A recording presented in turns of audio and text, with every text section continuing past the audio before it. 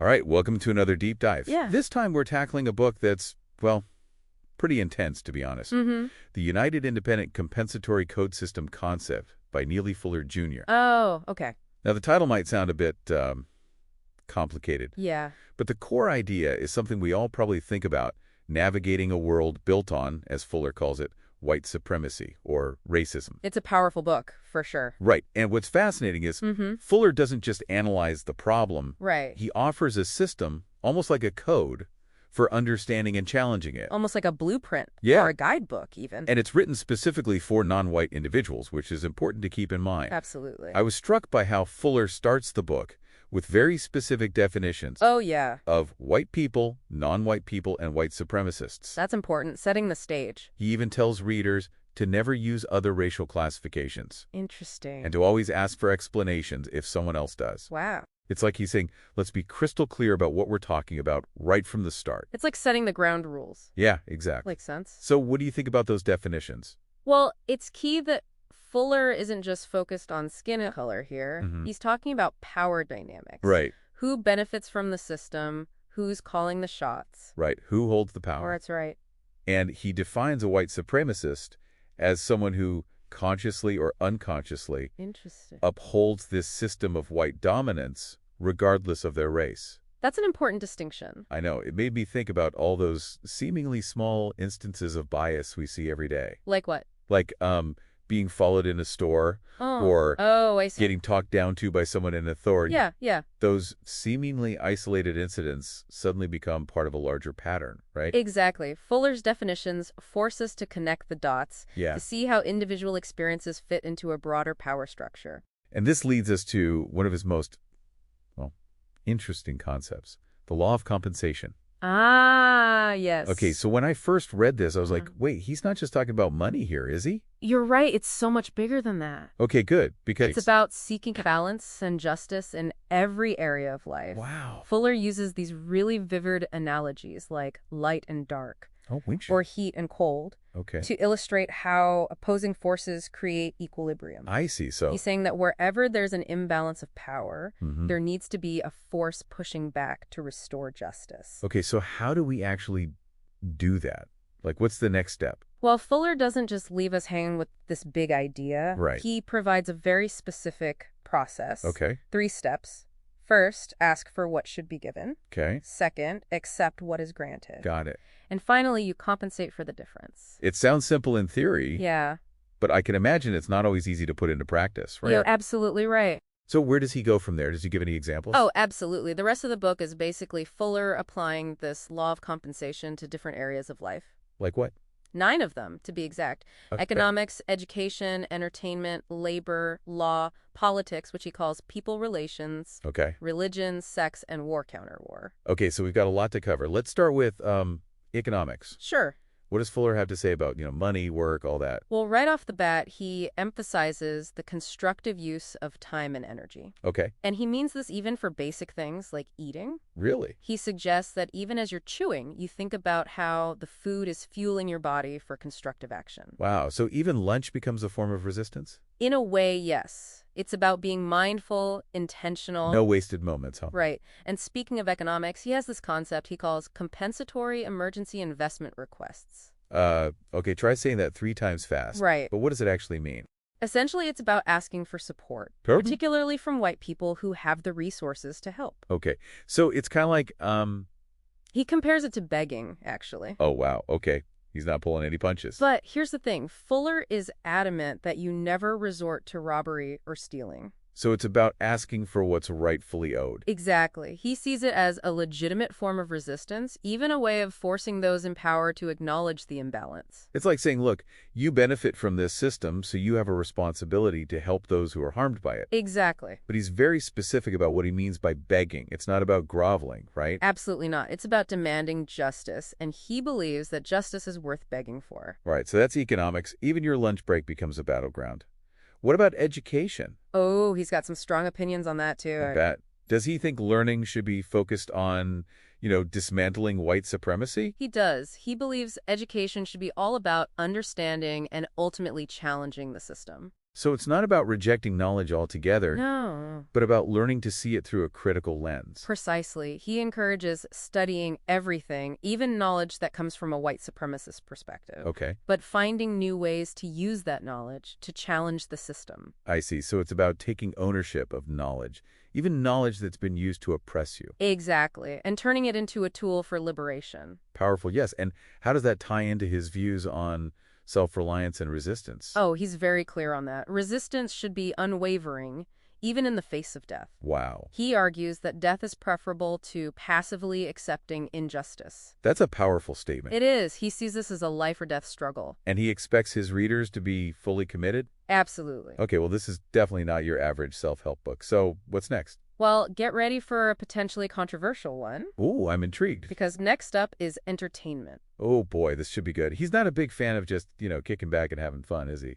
Not exactly. He believes that fun parties are unproductive, especially during the fight against white supremacy, Okay. and they should be limited. Limited how? He even suggests a limit of one male and one female at a party. Whoa, that's specific. No Netflix and chill then? It seems not. Wow, okay. And he's got more to say about entertainment. Oh, yeah.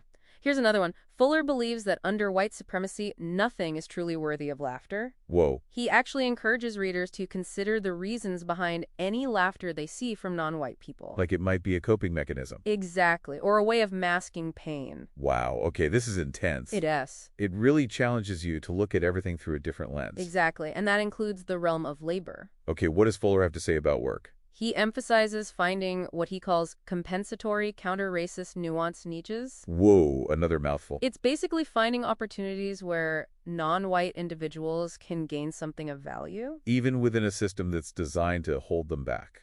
Exactly. It's about finding those pockets of opportunity and, well, exploiting them. Not in a bad way, though, right? No, it's about using those opportunities to gain skills, knowledge, resources. And to contribute to the struggle. Exactly. He even offers practical tips, Like what? like a request to delay signature that readers can use in unjust work situations. So it's like he's providing a toolkit for navigating this world. He is, and this strategic thinking is really apparent when he talks about the law. This I gotta hear. I've heard Fuller has some pretty radical views on the legal system. Oh, he does. He emphasizes being suspicious of white authority figures, Especially those carrying weapons. Wow.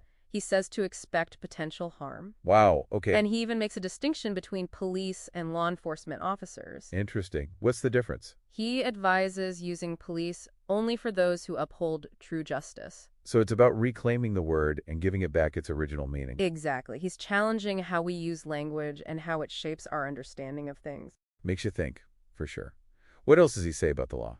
Well, this one's pretty unexpected. Okay, lay it on me. Instead of resorting to theft if you need something, he suggests asking for justice compensation from white people. Hold on, what? So instead of, say, stealing food if you're hungry, Yeah. you should ask someone who benefits from the system to give it to you. Exactly. He believes that under white supremacy, non-white individuals are constantly reacting to what white people do. So even acts that might be considered criminal are a response to this larger system of oppression. That's right. Wow.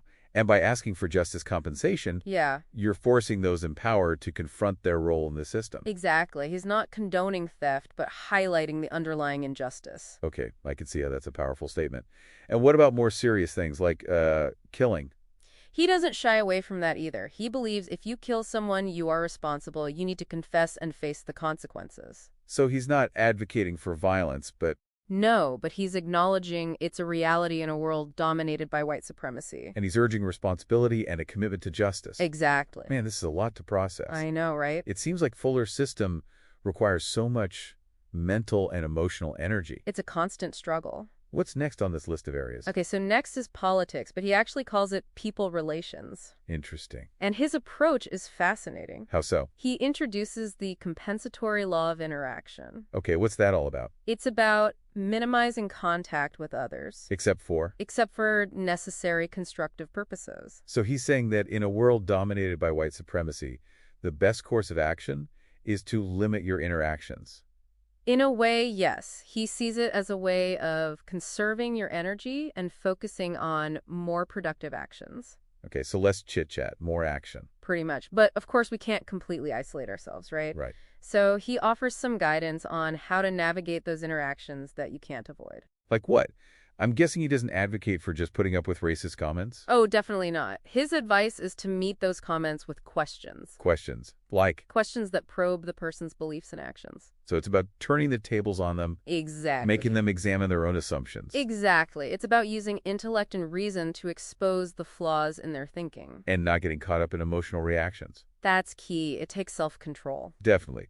What other insights does he offer in this people relations section? Well, he makes a distinction between black leaders and black spokespeople. Okay, He argues that during white supremacy, there are no true black leaders. because... True leadership comes from dismantling the system, not working within it. So those in positions of power within the system aren't necessarily leaders, but spokespeople for the system. Right. He challenges us to look beyond titles and examine the impact of someone's actions. That's a good point. Easy to get caught up in appearances, isn't it?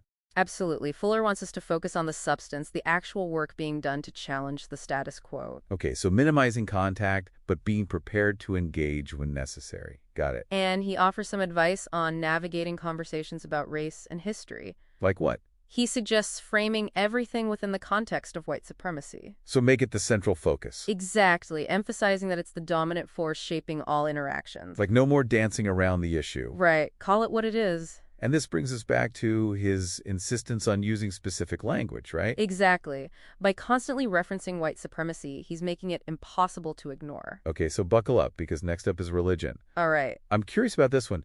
Does Fuller have a specific religion, or is it more about spirituality in general? Well, he makes a bold statement right away. Oh? He argues that a white supremacist's true religion is white supremacy, Wow. and any other religious affiliation is just a front. Okay, that's going to ruffle some feathers for sure. Probably, but it's in line with his focus on actions speaking louder than words. Yeah, see past the surface, right. Exactly. Judge people by their deeds, not their words. So he's not saying all religion is bad? Not at all. He actually encourages seeking guidance from a higher power. He calls, All power. and to act according to your belief. That's right. Find strength in your spirituality. But don't let it be used by a system that oppresses you. Exactly. It's about reclaiming your spiritual autonomy, making it a source of power. Okay, so we've covered economics, education, entertainment, labor, law, people relations, religion. What could possibly be more intense? Well, Fuller doesn't shy away from anything. Bring it on. Next up, sex. All right, this should be interesting. What's Fuller's take on love, relationships, all that? He starts by describing something he calls the tragic arrangement. Between... White and non-white people. And what's so tragic about it? He argues that it has a deeply negative effect on sexual relationships. Because... He believes that under white supremacy, true intimacy and equality just aren't possible. the power dynamics of society seep into our personal lives, too. Exactly. It's everywhere.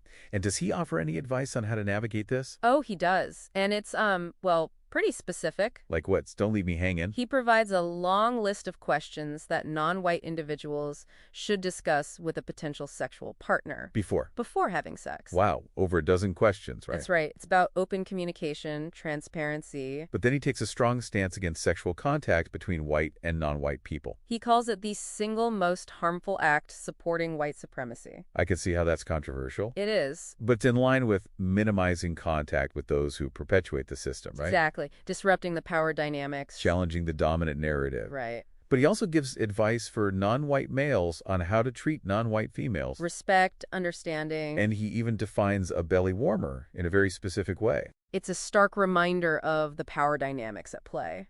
He's not afraid to call out how white supremacy impacts even our most intimate relationships. Not at all. And he also challenges hypocrisy around sex and shame. Like with nudity. Yeah, encouraging open communication. So he's about honesty and breaking down those barriers. Absolutely. And he makes a distinction between romance and affection. How so? He argues that romance can be manipulative, while affection is more genuine. It's about looking for real connection, not just superficial romance. Exactly. A shared commitment to dismantling white supremacy. Wow. Okay, so we've covered economics, education, entertainment, labor, law, people relations, religion, and sex.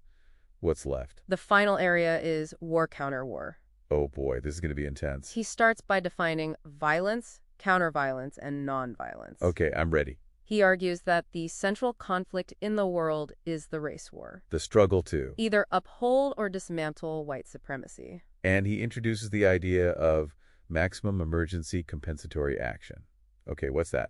It's about specific actions taken by an individual non-white person against white supremacists. But he's clear about the requirements and the consequences, right? Absolutely. This is a last resort only when all other options are exhausted. Not something to be taken lightly. Not at all. He understands the seriousness of violence, the potential for harm. It's a complex issue, but I appreciate that he doesn't shy away from it. He doesn't. And even in these extreme situations, he's against glorifying killing. It's about a thoughtful approach, even when provoked. Exactly. Okay, so in this first part of our deep dive, we've covered a lot. We have. Fuller's definitions, that law of compensation, his perspectives on, well, pretty much everything. It's a lot to digest. Definitely. So take some time to reflect on all this. Yeah, think it over.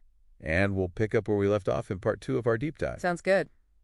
Welcome back to our deep dive into Neely Fuller Jr.'s The United Independent Compensatory Code System Concept. It's a book that stays with you.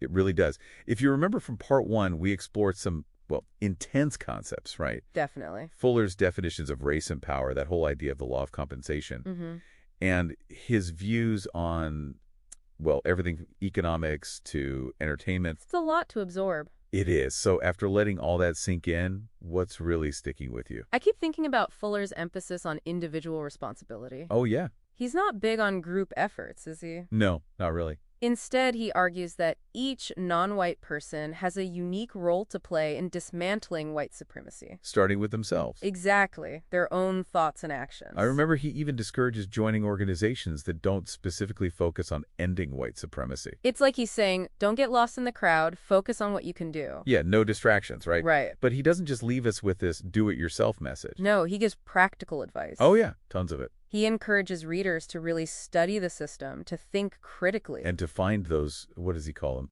Compensatory counter-racist nuanced niches. Right, those spaces where you can gain some advantage even within a system that's working against you. It's about being resourceful. And finding ways to make the system work for you as you're working to dismantle it. Exactly. I love that he provides those specific tactics, like the requested delay signature for work situations. Like a whole toolkit for navigating a world that's not designed for your success. Right. And speaking of tools, we can't forget about language. Ooh, that's a big one for Fuller. Huge. He's so specific with his words. I know, it can feel repetitive sometimes. Yeah. But he's making a point, right? Oh, absolutely. He wants us to think about how language shapes our understanding of race and power. Like that distinction he makes between police and law enforcement officers. Yeah. Subtle, but it makes you think. It makes you wonder who's really upholding justice. Exactly. And it ties into his whole thing about being skeptical of authority figures. Especially those with weapons. Don't just trust blindly. Right. Be aware. Be prepared. It's a pretty radical approach. It is, but it makes sense in Fuller's worldview, doesn't it? It does. It's like he's saying, don't assume good intentions. Look at the actions, the impact. Exactly. Speaking of challenging assumptions, let's talk about relationships. Oh, boy. He's pretty adamant about minimizing contact with, well, anyone who upholds the system. It's one of the toughest things to apply to, love and dating. Right. You can't just cut everyone off. And he really discourages relationships between white and non-white people. I know. That's a hard one for a lot of people. It's intense. But it's consistent with his whole idea that white supremacy is pervasive. It affects everything. Even our most intimate relationships. He's not saying love is bad, but he's pointing out how power dynamics can play out. And he's challenging us to find relationships that are truly equitable, based on mutual respect, shared values, and a commitment to dismantling white supremacy. He even suggests that romance itself can be a tool for manipulation. Instead, he emphasizes affection, compassion, a shared purpose. It's a different way of looking at love, for sure. It is. So what about those times when we encounter, outright racism or discrimination? What does Fuller say about handling those situations? I was surprised by his advice. Really? What does he say? He says, ask questions. Ask questions. Seriously. I thought it seemed too passive at first. I can see that. But it's actually a very deliberate strategy. How so? By asking questions, you force the person to think critically about their beliefs. It's like holding up a mirror to their prejudices. Exactly. You expose the flawed logic, maybe even the absurdity of their views. It's powerful. It is. But it takes a lot of self-control. It does. You have to resist that urge to react emotionally. So what about those times when we feel, just overwhelmed by it all? White supremacy feels so huge, so entrenched. I get that. Like, how do we even begin to dismantle it? Well, Fuller reminds us that even small acts of resistance can have a ripple effect. It's not all about grand gestures. Right, every little bit counts. And he stresses finding joy, celebrating victories along the way. Don't lose sight of the positive. Right? It's about finding those moments of connection, of hope, that fuel the fight. He also encourages studying history. Learning from those who came before us. Finding inspiration in their struggles and their triumphs. Okay, so we've covered a lot of ground here, but I know Fuller's work has its critics too. Oh, yeah, for sure. Some people push back against his emphasis on individual action over collective organizing. I can see that. Collective action is important. It is. But I think Fuller's point is that we can't just wait for others to fix it. We have to take responsibility for our own role in the struggle. Another criticism is that his writing can be, well, pretty harsh. He doesn't sugarcoat things. Nope. And he can be blunt, confrontational. It's not for the faint of heart. But I think it comes from a place of deep pain, of lived experience with this system. He's not afraid to show that anger, that frustration. And while his tone might not always be easy to hear, It's raw. It's real. I think his message is ultimately one of hope, of empowerment, It is. He's not just complaining. He's offering solutions. giving people tools to fight back. And reminding them of their own power. It's not about despair. It's about taking control, creating a better world. And that's a message that resonates with everyone, I think. So as we wrap up the second part of our deep dive, I'm left feeling both challenged and, well, kind of inspired. It's a powerful combination. It is. Fuller's work is dense, demanding, but also so insightful. And relevant, even today. Absolutely. It stays with you, makes you think. An act. In part 3, we'll get into some more specific examples from the book. Okay. We'll talk about the potential controversies, the lasting impact of his ideas. It's a lot to unpack. It is. So grab a pen and paper, jot down any thoughts or questions, Yeah, be ready to dive even deeper. and join us for the final part of our deep dive into the world of Neely Fuller Jr. All right, welcome back to the final part of our deep dive into the United Independent Compensatory Code System concept by Neely Fuller Jr. We've covered a lot of ground. We have. It's a dense book, challenging, But also, I think, incredibly insightful. for sure. So for this last part, let's get into some more specific examples and talk about some of the potential criticisms of Fuller's work. Because, let's be real, not everyone's going to agree with everything he says. Right? It could be provocative, challenging. He's definitely pushing buttons, making people uncomfortable. One thing that stuck with me was his discussion of racial showcasing. Oh, yeah. He argues that white supremacists use carefully selected non-white individuals to create this illusion of progress. It's like that tokenism thing. Exactly. Look, we have a diverse board of directors, so everything's fine. But the power structure stays the same. And Fuller says, don't fall for it. Don't be distracted by the individual success stories. Focus on the system itself. Yeah, true liberation isn't about assimilating into a rigged game. It's about changing the rules of the game. Exactly. Another point he makes is about those traditional black leaders. I remember that. He says true leadership comes from dismantling the system, not working within it. So someone in a position of power, even if they're a person of color. They might actually be upholding the system without even realizing It's about looking beyond the titles, right? at the impact of their actions. Are they really challenging the status quo? It's a tough question. It is. Now, I know we've talked about minimizing contact with those who uphold the system, but we can't avoid it completely, right? Of course not. We have to navigate those spaces. So what does Fuller say about handling those unavoidable interactions? Well, he has some specific advice. Like what? Remember his emphasis on asking questions? Oh, right. Instead of arguing or getting emotional, Exactly. he says, ask question. Probing questions that make them examine their own beliefs. It's about using reason, logic. To disrupt their assumptions, their worldview. It takes self-control, for sure. It does, But sometimes a well-placed question is more powerful than a heated response. for sure. What about those times when we feel, honestly, just overwhelmed by it all? White supremacy is so ingrained, so powerful, I know what you mean. it can feel impossible to dismantle. It's a long, hard fight. So, does Fuller offer any, words of hope? How do we keep going? He reminds us that even small acts of resistance matter. They can have a ripple effect? Exactly. And he stresses finding joy, celebrating victories, even amidst the struggle. Not getting bogged down in negativity. Right, it's about finding those moments of light, of connection that fuel us. And he talks about studying history, learning from those who came before us. Drawing strength from their struggles and their triumphs. Now, I want to acknowledge that Fuller's work isn't without its criticisms. Of course, it's not a perfect book. Some people argue that his focus on individual action misses the importance of collective organizing. Right, there's a lot of power in collective action. For sure. But I think Fuller's point is that we can't just wait for others to fix it. We each have a responsibility to act. Another criticism is that his writing can be really harsh.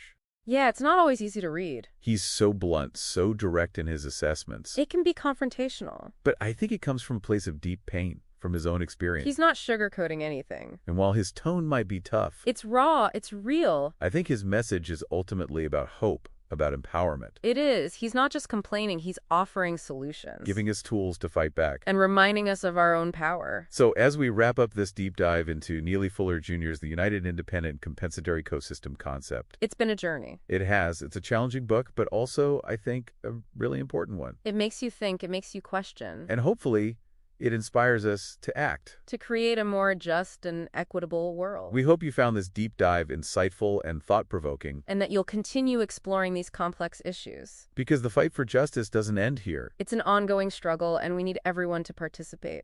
Thanks for joining us on this deep dive. It's been a pleasure.